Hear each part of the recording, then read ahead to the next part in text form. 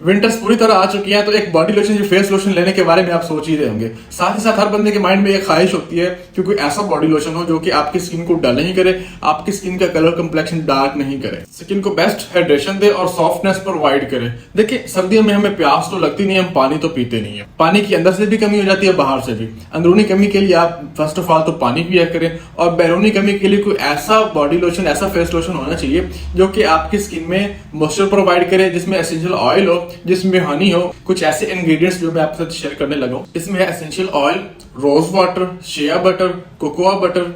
Cocoa butter आपकी skin को deep hydration देता है, शिया बटर आपकी स्किन को मॉइस्चर प्रोवाइड करता है, हनी आपकी स्किन को सॉफ्ट बनाता है, रोज वाटर आपकी स्किन टोन को इवन करता है, आपकी स्किन को ब्राइट करता है। इसमें SPF लेवल 20 जो कि आप सर्दियों में धूप पे बैठना पसंद करते हैं, तो उसमें आपकी स्किन को प्रोटेक्शन मिलेगी, आपकी स्किन को डल नहीं करेगा, जो कि आपको अपनी सिटी से मिल जाएगी। फॉर एग्जाम्पल आपको अपनी सिटी से नहीं मिलती, ऊपर दिए गए नंबर्स पर कॉन्टैक्ट कर सकते हैं, या फिर नीचे शॉप नाउ पे क्लिक करके होम डिलीवरी हासिल कर सकते हैं।